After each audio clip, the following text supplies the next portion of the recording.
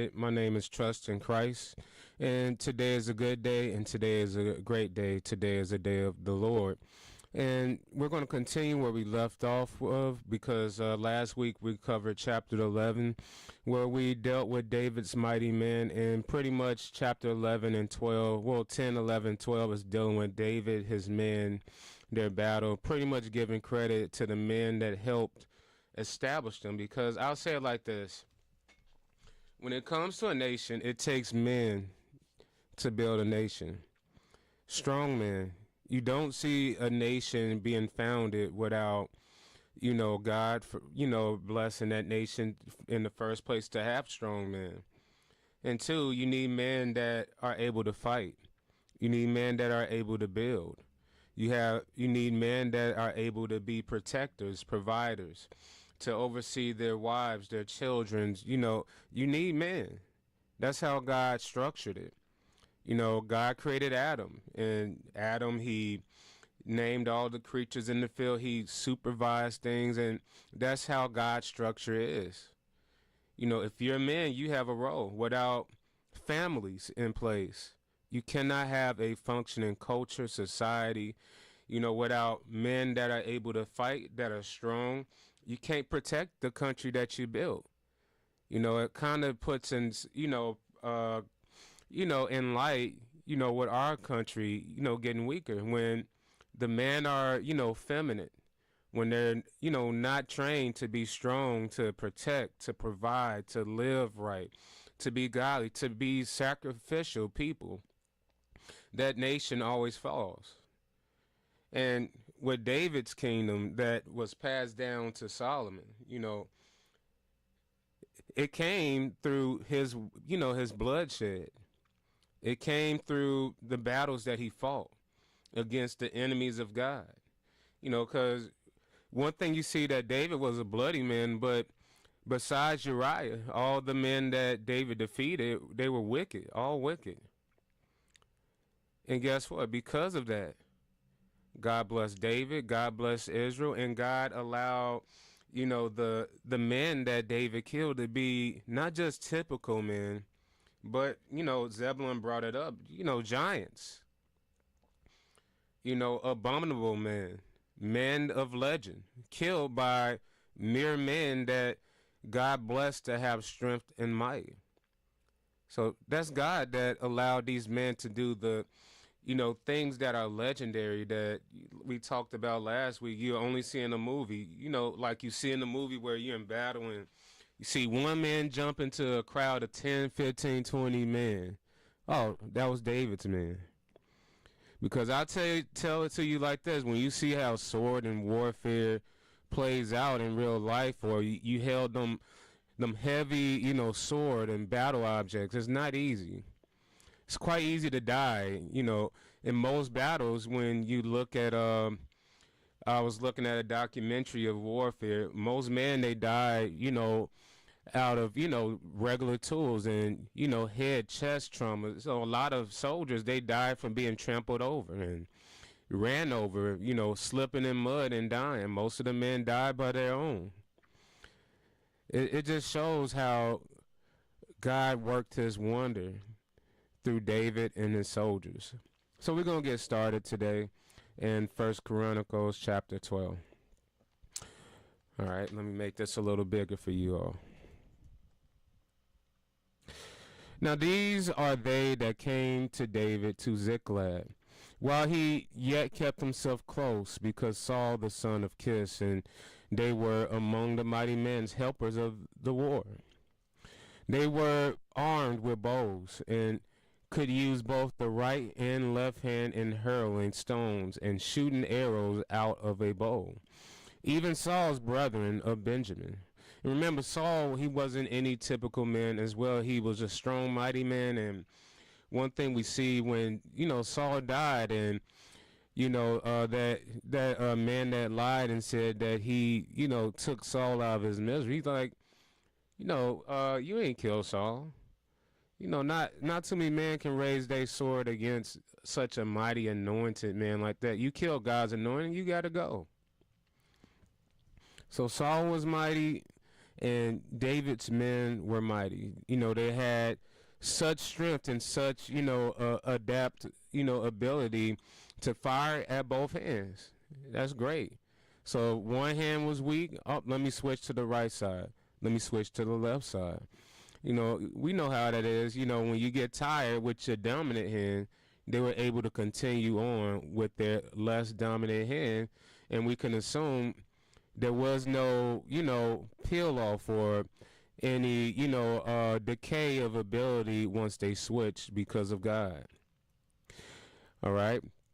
The chief was Ahaziah, then Joash, the son of Shammai, and the Gibeonites, and Jezreel, the Pelet, the sons of Amazveth, and Barasha, and Jehu, the Anatite, and Ishmaiah, and the Gibeonite, a mighty man among 30, and over 30, and Jeremiah, and Haziah, and Johanna, and and Jabad, and Gedorite, and Eliziah, and Jermoth, and Beliah, and Shemariah, and Shepheth, and Horaphat, and Elkanah, and Jesiah, and Azrael, and Zorel, and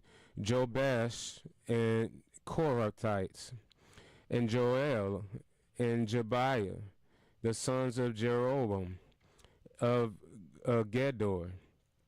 And of the Gadites, there separated themselves unto David into the hold of the wilderness men of might, and men of war fit for the battle, that could handle shield and buckler, whose faces were like the faces of lions, and were swift as the roes upon the mountains.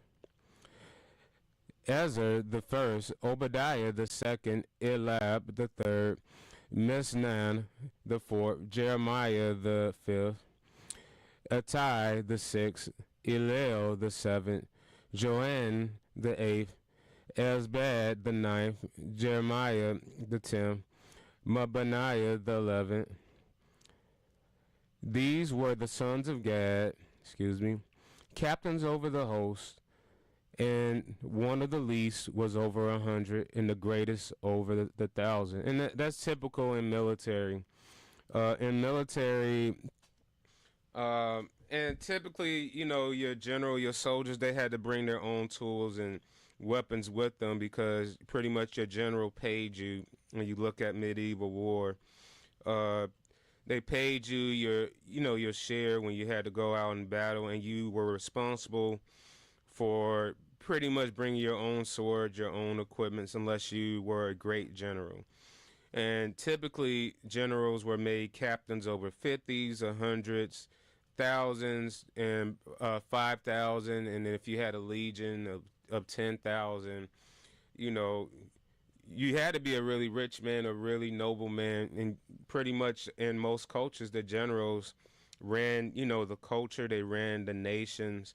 They had a lot of influence and power. So, the greatest of them had thousands, and the least of them had hundreds. Okay. And that's typical in military.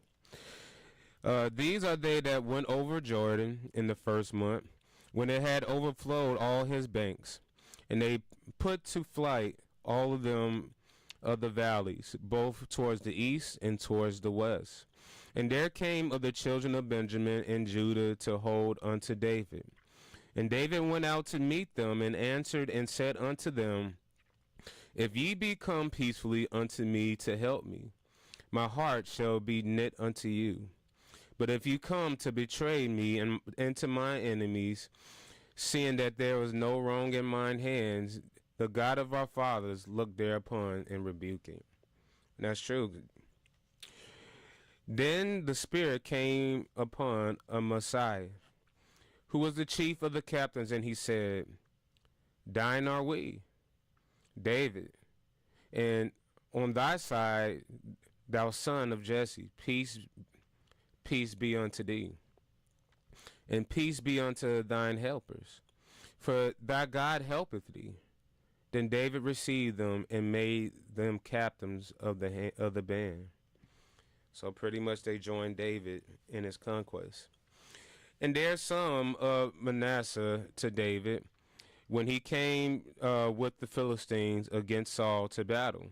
But they helped them not, for the lords of the Philistines, upon advertisement, sent him away. Of advisement, sent him away, saying, he will fall unto his master Saul to the jeopardy of our heads.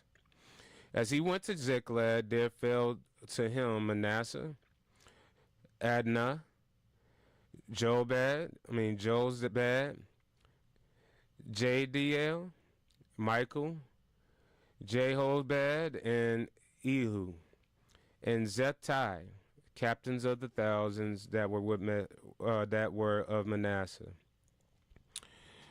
And they helped David against the band of the rovers, for they were all mighty men of valor, and were captains in the host. For at that time, day by day, there came to David to help him, until he had a great host like the host of God. So pretty much, David was forming his first, military.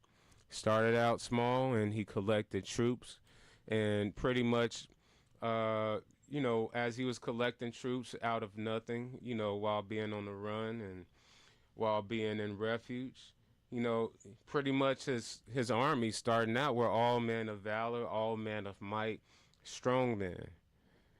And it started out small, and now he's gaining thousands. So pretty much this is, documenting his greatest troops, all right? The children of Judah, verse 24, that bear shield and spear were 6,800, ready armed to the war. Of the children of Simeon, mighty men of valor for the war, 7,100. The children of Levi, 4,600. And Jehodiah was the leader of the Aaronites, and with them 3,700. And Zadok, a young man mighty of valor, in his father's house 22 captains. Father's house 22 captains, so 22 captains. And of the children of Benjamin, the kindred of Saul, 3,000. For hitherto the greatest part of them had kept the war of the house of Saul, which makes sense because Saul, was the known king. So some of them kept loyalty to Saul, and some, went and followed David. Okay. And the children of Ephraim, 22,800 mighty men of valor, famous throughout the house of their fathers. And of the half tribe of Manasseh, 8,000, which were expressed by name to come and make David king. And of the children of Issachar, which were men that had kept understanding of the times to know what Israel ought to do. The heads of them were 200, and all of their brethren were at their commandment. And of Zebulun, which such as went forth to battle, expert in war, with all instruments of war, 50,000, which kept rank, which means they never, left rank. So rank is more so a positioning term. So if you keep your rank, if you keep your position, say for instance, if I'm gonna give an example in the Civil War, right? And we know the movies, you stay in line and you fire your guns. A man that kept rank stood in his position even when the battles came, because if you break rank too early in battle, and we even know this, like for instance in the movie 300, when Leonidas, he gathered his soldiers up in their position and they stuck in that position, that's them keeping their rank. If someone broke rank, it left, in most cases, a side weak and vulnerable for attack to be pierced through. So these men, they were knowledgeable in war, and they understood the tribe of Zebulun, which, we got a Zebulun in here. it kind of tells you how smart and battle ready and that tribe was. Because if you didn't keep rank in military, guess what? Especially in that time, if you had to hold the spears or the swords together and attack at once, that was a matter of life and death. If a coward left and broke rank, if they were afraid. And, even in America's history, people that break rank, or, people that, left, I forgot what, like a deserter, that's the word I was looking for. In most cultures, that person would be killed as a coward. And the reason why, a person that leaves ranks or runs away, pretty much you put everybody else's lives in jeopardy. Okay, so that's interesting to see. So, of Zebulun, verse 33, such went forth to battle, expert in war, so they were expert in war, with all instruments of war, 50,000 which could keep rank, they were not of double heart. And of Naphtali a captain, 1,000 captains with them, with shield and spear 30 and 7,000. And of the Danites, expert in war, 20 and 8,600. And Asher, such as went forth to battle, expert in war, 40,000. And of the other side of Jordan, of the Reubenites, remember the Reubenites and I think I'm trying to remember the other tribe, but pretty much two of the tribes they got the inheritance on the other side of Jordan before they went into Jordan, and they went into the land of Jordan. Went into the land of promise with Israel without their inheritance, and did not return to their land until all the land was, taken that belonged to Israel that God allowed them. Okay. Verse 37, 38. All of these men of war that could keep rank came with a perfect heart to Hebron, to make David king over all Israel, and all the rest of also of Israel were of one heart to make David king. And they were there with David 3 days, eating and drinking, for their brethren had prepared for them. Moreover, they that were nigh them, even unto Issachar and Zebulun and Naphtali, brought bread on asses and on camels and on mules and on oxen, and meat meals, cakes of figs and bunches of raisin, and wine and oil and oxen and sheep abundantly, for there was joy in Israel. So it's quite interesting. This is pretty much, as I discussed earlier, this book of Chronicles is really centered around the establishment of the lineage of David. And you can say the lineage of Christ as well, because you're going to see that brought up, later on in, this book concerning Solomon and David discussing, why God rejected, and told him no, for his, his wish and desire to make a house for the Lord. It's quite interesting. But to quickly go over this, and these are the warriors by tribe. So the tribe of Judah, David's tribe, 6,800 men with shield and spear. Simeon, the tribe, 7,100 men that were ready for battle. The tribe of Levi, 4,600, and Aaron's family, 3,700, and Zadok, as well, 26 captains. 22 officers. The tribe of Benjamin, Saul's tribe. And remember, most of them were, loyal to Saul after this war, happened after Saul died. But after Saul's death, 3,000 men of Saul's tribe, Benjamin, were men of battle under David when he first became king. Ephraim, 20,800 brave men and famous warriors as well. The tribe of Manasseh, which is one of the half tribes, 18,000, men, designated to make David king. The tribe of Issachar, 200 chiefs, in that tribe. Zebulun, 50,000 men, Zebulun. Ain't that son, Elzeb? 50,000 men. Second biggest army, Uh, men all experience, with troops, weapons, battle, and they could keep rank. That's one of the notations that God allowed of the tribe of Zebulun. Um, Naphtali, 1,000 officer and 37,000 spearmen in that tribe. The tribe of Dan, 28,600 men ready for battle. Asher, the third largest army in Israel. You had 40,000 experienced soldiers, battle ready men. So David didn't have crap. David had men of battle that all helped him make him king. Asher, 40,000 men. Reuben, he had 120,000 armed men with every weapon. So in total, you see like 300,000 men. And just think about it. David's tribe, and just look at these numbers. When he started out with his tribe, he didn't have, a lot of men. He had 6,800 men.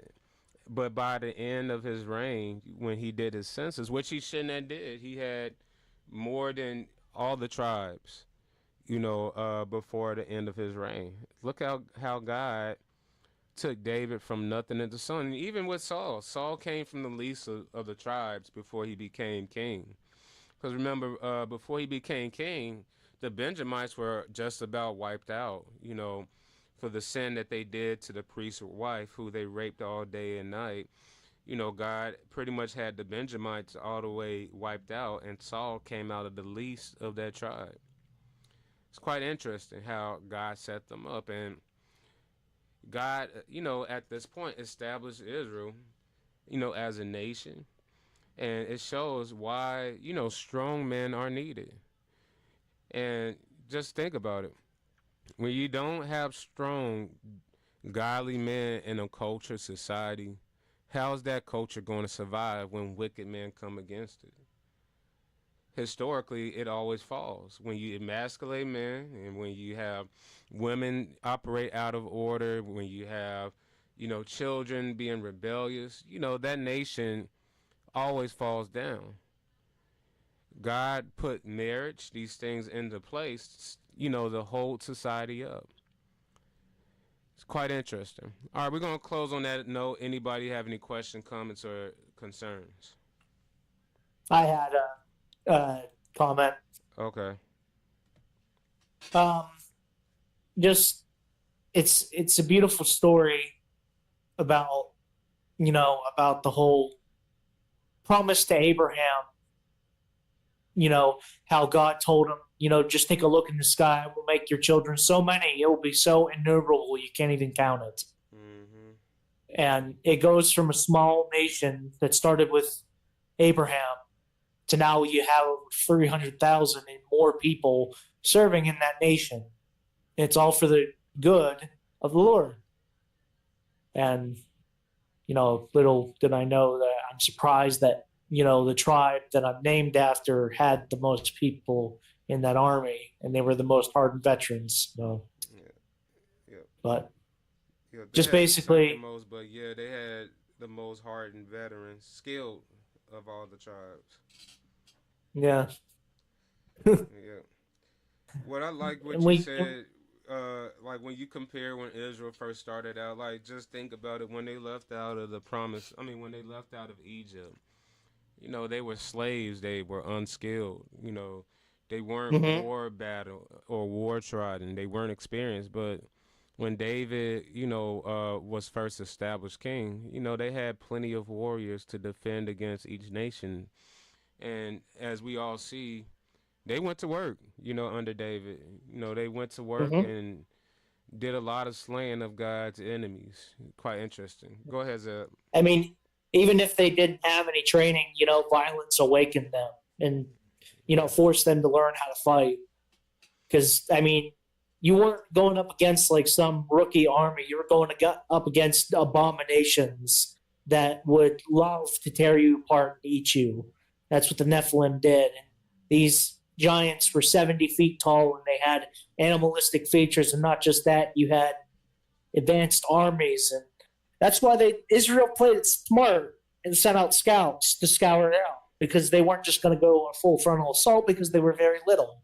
Yeah. But, God, just as like his promise said, because David believed and David obeyed. I mean, the whole Civil War, Saul and David. Now, I'm not talking about that. I'm talking about like how you said earlier that David, same with Saul, because that same thing can be applied to Saul, is how he went from having nobody on his side to having an entire superpower on his side, Mm-hmm. and nobody was going to betray him. Like he said earlier, if you are not here to betray me, my heart is knitted for you. Yep. And not one of them, and not a single one of them refuted him and saying, "We're here to betray you." No, they all stood on business Yep. They stood on business. They stood on business, made him king, and helped establish him. And it's quite and drove the sad. heathens out. Yep. And it's quite sad how the ones that betrayed him later on were supposed to be the closest, his own son. It's quite sad. Mm-hmm. Anybody I else? agree. Yeah, Zebulun, that was No, 70 feet tall they were? Or 7? they were described as taller cedar trees, and when you look up cedar trees, the maximum height that they can reach at pure maturity is 70 to 75 feet. Okay. Yeah, it was described as that. That's crazy. Okay. Yep. Crazy day. All right. So we're going to close out on that note. The CGU and all its biblical works are brought to you by the The Bible. The Bible.